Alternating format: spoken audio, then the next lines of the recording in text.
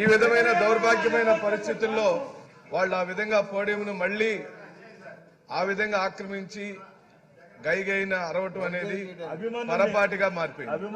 వాళ్ళకి సిగ్గు రాదు, వాళ్ళు మారరు.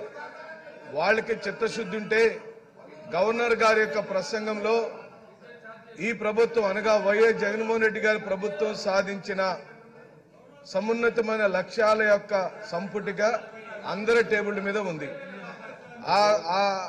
ఆ నివేదికలో పొందుపరిచిన అనేకమైన అంశాల మీద వాళ్ళు కూడా డిబేట్ లో పాల్గొనే అవకాశం ఉంది.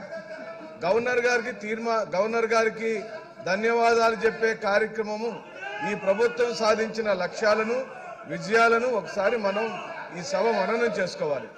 కానీ తెలుగుదేశం పార్టీకి సిగ్గు రాదు, తెలుగుదేశం పార్టీ వాళ్ళు మారరు. ప్రజలందరూ కూడా దీన్ని గమనించమని చెప్పి అడుగుతున్నాం. మిమ్మల్ని ఈ విధంగా అవమానపరచడం పదే పదే పరిపాటిగా మారిపోయింది. వాళ్ళకి అల్లరి చేయటం, ఇక్కడ నుంచి సస్పెండ్ అయి వెళ్ళిపోవటం, బయట మీడియా దగ్గర మాట్లాడటం, లంచ్ చేయటం, వెళ్ళి మళ్ళీ 2 గంటలకు పడుకోవటం, ఇదే అలవాటు అయిపోయింది. వాళ్ళకి మార్పు రాదు. ఎందుకంటే సభానాయకుడు వాళ్ళ యొక్క నాయకుడు ఎప్పుడైతే అసెంబ్లీకి రాకుండా బయట ఉన్నాడో ఇక్కడ ఒక్కళ్ళు కూడా సీట్లో కూర్చొని ఉన్నట్టుమే చంద్రబాబు నాయుడు యొక్క రాజకీయం. చంద్రబాబు నాయుడు ఈ సభలోకి రాడు, వీళ్ళని కూర్చొనియడు.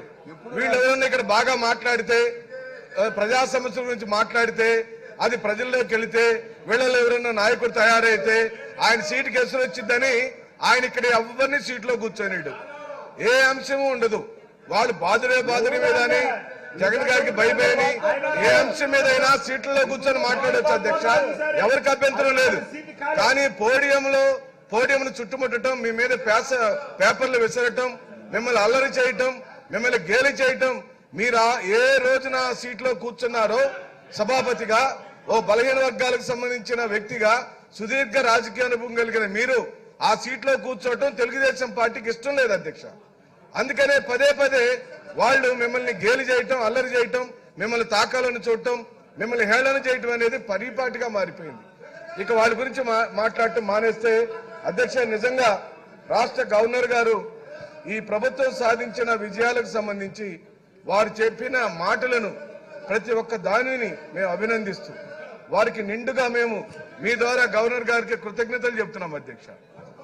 ఈ 5 సంవత్సరాల కాల పరిమితిలో 2019లో ఈ రాష్ట్రానికి ముఖ్యమంత్రిగా జగన్మోహన్ రెడ్డి గారు అయిన రోజు నుండి వారు నవరత్నాలనే లక్ష్యాలను పెట్టుకొని ఓ సుస్థిరమైన, ఓ న్యాయమైన, ఓ సమాజానికి పనికొచ్చే పరిపాలన చేయాలనే దృఢ నిశ్చయంతో వారి పరిపాలన మొదలుపెట్టారు. ఆ పరిపాలన మొదలుపెట్టే రోజుకి తెలుగుదేశం పార్టీ చేసిన పాపాలు, తెలుగుదేశం పార్టీ ఇచ్చిన హామీలు, తెలుగుదేశం పార్టీ హయాంలో జరగని న్యాయం అన్నిటికీ పరిష్కారం ఒక్కటే, అది వైఎస్ జగన్మోహన్ రెడ్డి గారి యొక్క పరిపాలనని మనకు అర్థమైంది అధ్యక్ష. మీరు జగన్మోహన్ రెడ్డి గారు పరిపాలించే రోజుకి రాష్ట్ర విభజన జరిగి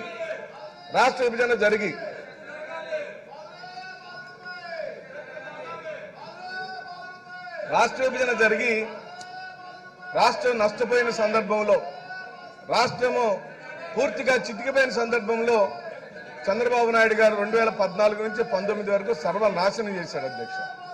ప్రజలకు ఇచ్చిన హామీలన్నీ తొంగలో దొక్కాడు. ఆ హామీల గురించి నేను ఏకరువు పెడితే గవర్నర్ గారికి ధన్యవాదాలు చెప్పే నా ప్రసంగం చంద్రబాబు నాయుడు గారిని విమర్శించడానికి పోయింది. కాబట్టి జగన్మోహన్ రెడ్డి గారు సాధించిన విజయాల గురించి సభ దృష్టికి మీ ద్వారా తీసుకురావాలని చెప్పి అనుకుంటున్నాం అధ్యక్ష. జగన్మోహన్ రెడ్డి గారు రాష్ట్ర పరిపాలన మొదలుపెట్టినప్పుడు ఈ రాష్ట్రంలో ఉన్న సామాజిక స్థితిగతులు, ఆర్థికంగా చితికిపోయిన రంగాలు, వెనుకబడినటువంటి వర్గాలు, దళిత బలహీన మైనార్టీ వర్గాలు, వీళ్ళన్నిటికీ ఏదైనా న్యాయం చేయాలనే దృఢ సంకల్పంతో వారు ఒక సుపరిపాలన తీసుకొచ్చారు. ఆ పరిపాలనలో వారు తీసుకొచ్చిన బృహత్తరమైనటువంటి రంగాలు ఒక విద్యారంగం, ఒక వైద్య రంగం అనగా ఆరోగ్యము, వ్యవసాయ రంగము, స్త్రీ సంక్షేమము, అలాగనే ఆయన పట్టించుకున్న సామాజిక న్యాయం.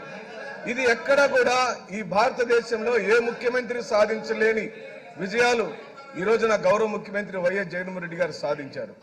అది చూసి ఓర్చుకోలేని తెలుగుదేశం పార్టీకి సీట్లలో వాళ్ళు కూర్చోలేరు అధ్యక్ష. ఏదో ఒక విధంగా అల్లరి చేయడం కానీ లేదా సభల నుంచి బయటకు వెళ్ళటం కానీ వాళ్ళకి అది ఇష్టం. ఎందుకంటే కూర్చుంటే నిజాలు వినాల్సి వస్తుంది, గణాంకాలు తెలుసుకోవాల్సి వచ్చింది. జరిగినవే చెప్పగలుగుతున్నాం మేము కూడా, జరగని దాని ఒక్క మాట కూడా ఈ సభలో మేము చెప్పడానికి వీల్లేదు అధ్యక్ష. మీరు గమనిస్తే అధ్యక్ష, అక్కడ నిలబడిన తెలుగుదేశం పార్టీ వాళ్ళందరికీ నేను ఛాలెంజ్ చేస్తున్నా. మీరు అనుకున్న అమరావతిలో బాబాసాహెబ్ అంబేద్కర్ విగ్రహాన్ని మీరు ఎక్కడ పెట్టారు? బాబాసాహెబ్ అంబేద్కర్ విగ్రహానికి మీరు ఎన్ని కోట్ల రూపాయల డబ్బులు? అధ్యక్ష, ఇది ఖండిస్తున్నాం. మీ మీద పేపర్లు చల్లటం అనే విషయాన్ని దయచేసి తెలుగుదేశం పార్టీ సభ్యులు మా సహనాన్ని పరీక్షించొద్దని చెప్పి కోరుకుంటున్నాం. మీకు ఇది పొరపాటు అయింది, మీకు పొరపాటు అయిపోయింది. గొడవ పెట్టుకోవటమే మీ లక్ష్యం. ఇది పద్ధతి కాదు, ఇది పద్ధతి కాదు. ఒక బలహీన వర్గాలకు సంబంధించిన స్పీకర్ గారి తలపైన ఆ విధంగా పేపర్లు వేయటం పద్ధతి